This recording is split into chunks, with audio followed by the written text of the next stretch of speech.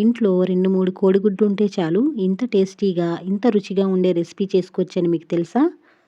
Hi అండి. Welcome to Neelu's cooking world. ఈరోజు వీడియోలో నోటికి కారంగా ఏదన్నా తినాలి అనిపిస్తే 5 నిమిషాల్లో అప్పటికప్పుడు చేసుకునే కోడిగుడ్డి ఉల్లిపాయ కారం సింపుల్గా ఎలా చేసుకోవచ్చో చేసి చూపిస్తాను.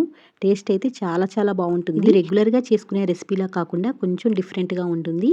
ఈ రెసిపీకి మంచి మంచి టిప్స్తో వీడియోని షేర్ చేశాను. ఎక్కడ స్కిప్ చేయకుండా ఎండ్ వరకు చూడండి. చూస్తుంటేనే ఆకలేసేంత రుచిగా ఉంటుంది. అయితే ఈ రెసిపీ ప్రాసెస్లోకి వస్తే ముందుగా ఇక్కడ 3 కోడిగుడ్లని చక్కగా ఇలా ఉడికించుకొని పైన పీల్ మొత్తం తీసేసి ఇలా చిన్న చిన్న పీసెస్లా కట్ చేసుకోవాలి.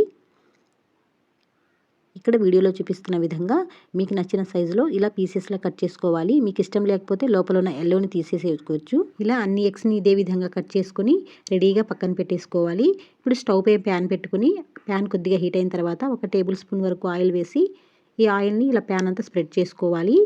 ఇలా స్ప్రెడ్ చేసుకోవడం వల్ల ఎగ్స్ అనేవి అంటుకోకుండా ప్యాన్కి చక్కగా వస్తాయి. అలాగే 1/2 స్పూన్ వరకు ఉప్పు, కొద్దిగా పసుపు కూడా వేసుకొని ఆయిల్లో కలిసేలాగా బాగా కలిపి ఇలా కట్ చేసి పెట్టుకున్న ఎగ్స్ అన్నీ ఒక్కొక్కటి ఇలా పెట్టేసుకుని మీడియం ఫ్లేమ్లో ఇలా దూరగా వేయించుకోవాలండి. ఇలా వేయించుకోవడం వల్ల ఎగ్స్ అనేవి నీచు వాసన రాకుండా 2 డేస్ అయినా ఈ కారం అనేది పాడకుండా చక్కగా ఉంటుందండి. అలాగే కొంచెం క్రిస్పీగా టేస్ట్ కూడా చాలా బాగుంటుంది ఇలా వేయించి చేసుకోవడం వల్ల. ఇలా వేయించుకున్న ఎగ్స్ని ఒక ప్లేట్లో తీసి పక్కన పెట్టేసుకోవాలి.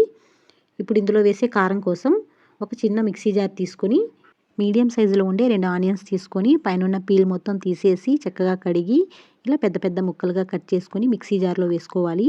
3 ఎగ్స్కి ఈ ఆనియన్స్ అయితే సరిపోతాయండి. మీరు ఇంకా ఎగ్స్ అనేది ఎక్కువ తీసుకుంటే ఉల్లిపాయల క్వాంటిటీ అనేది ఎక్కువ చేసి తీసుకోవచ్చు. ఇప్పుడు ఇందులోనే 1/2 స్పూన్ వరకు జీలకర్ర, అలాగే 1/2 స్పూన్ వరకు ఉప్పు, ఒక వెల్లుల్లిపాయ మొత్తాన్ని ఇలా ఒలుచుకొని వేసుకోవాలండి. మీరు కావాలి అంటే పొట్టు తీసేసి వేసుకోవచ్చు. ఇక్కడ పొట్టుతో సహా వేస్తున్నాను. అలాగే ఒక 2 స్పూన్స్ వరకు కారం కూడా వేసుకోవాలి. కొద్దిగా కారం అనేది ఎక్కువ ఉంటేనే బాగుంటుందండి. కారంగా చాలా బాగుంటుంది. ఇప్పుడు దీన్ని మిక్సీ పట్టుకోవాలండి. కొద్దిగా కచ్చాపచ్చాగా ఇలా మిక్సీ పట్టుకోవాలి. రోళ్ళు అవైలబుల్గా ఉంటే రోట్లో దంచుకుంటే ఇంకా బాగుంటుందండి. ఇప్పుడు దీన్ని మూత పెట్టేసి పక్కన పెట్టేసుకోవాలి. ఇప్పుడు ఇందాక ఎగ్స్ వేయించుకున్న అదే ప్యాన్లో 1 టేబుల్ స్పూన్ వరకు ఆయిల్ వేసుకొని 1/2 స్పూన్ జీలకర్ర వేసి కొద్దిగా వేగిన తర్వాత ఫ్రెష్గా ఉండే కరివేపాకుని ఒక 4-5 రెమ్మల వరకు వేసుకొని ఆయిల్లో చక్కగా వేయించుకోవాలండి. ఇలా కరివేపాకు అనేది కొద్దిగా ఎక్కువ వేసుకోవడం వల్ల ఈ కోడిగుడ్డు నీచు వాసన రాకుండా టేస్ట్ చాలా బాగుంటుంది.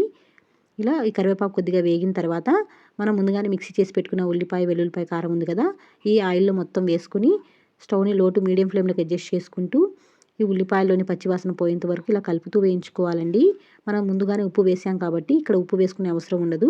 ఇప్పుడు ఇందులో 1/2 స్పూన్ వరకు పసుపు కూడా వేసుకొని చక్కగా అంతా కలిసేలాగా ఇలా కలుపుకుంటూ వేయించుకోవాలి. ఈ ఉల్లికారంలోంచి ఆయిల్ సపరేట్ అయ్యేంత వరకు ఇలా కలుపుకుంటూ వేయించుకోవాలండి. ఒక 5 నిమిషాలకి చక్కగా ఇలా వేగిపోతుంది. చూడండి, ఇలా ప్యాన్ నుంచి సపరేట్ అవుతుంది కదా, ఇలా వేగితే సరిపోతుందండి. ఆయిల్ అనేది ఈ విధంగా ఇలా సపరేట్ అవ్వాలి.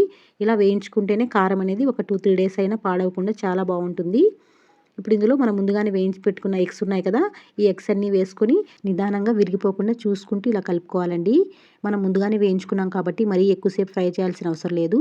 స్టవ్ని మీడియం ఫ్లేమ్లో పెట్టుకుని ఒక 5 నిమిషాల పాటు ఇలా వేయిస్తే సరిపోతుంది. ఈ ఉల్లికారం మొత్తం ఎగ్స్కి పట్టేలాగా ఇలా కలుపుకొని ఈ టైంలో కొద్దిగా ఉప్పు తగ్గినట్లుగా ఉంటే చూసుకొని అడ్జస్ట్ చేసుకోవచ్చు. నాకైతే పర్ఫెక్ట్గా సరిపోయింది. ఇప్పుడు సన్నగా తరిగి పెట్టుకున్న కొత్తిమీరను కూడా వేసి మరొక నిమిషం పాటు ఇలా కలుపుకుంటూ వేయించుకొని వేడి అన్నంతో సర్వ్ చేసుకుంటే టేస్ట్ అయితే అదిరిపోతుందండి. ఈ కర్రీలో పెద్దగా ఇంగ్రీడియంట్స్ ఏం అవసరం ఉండదండి, కానీ టేస్ట్ మాత్రం చాలా బాగుంటుంది. ఇది చపాతీలోకైనా అన్నంతో అయినా దేంతో తిన్నా అద్భుతంగా ఉంటుంది. ఇలా సింపుల్గా చేస్తే ఇంట్లో పిల్లలు, పెద్దలు చాలా ఇష్టంగా తింటారు. వీడియో నచ్చితే తప్పకుండా లైక్ చేయడం మాత్రం మర్చిపోవద్దు. ఇలాంటి మంచి రెసిపీస్ కోసం మన నీలూస్ కుకింగ్ వరల్డ్ ఛానల్ని సబ్స్క్రైబ్ చేసుకొని మీ ఫ్రెండ్స్ అండ్ రిలేటివ్స్కి షేర్ చేయండి. మరొక మంచి వీడియోతో నెక్స్ట్ వీడియోలో కలుద్దాం.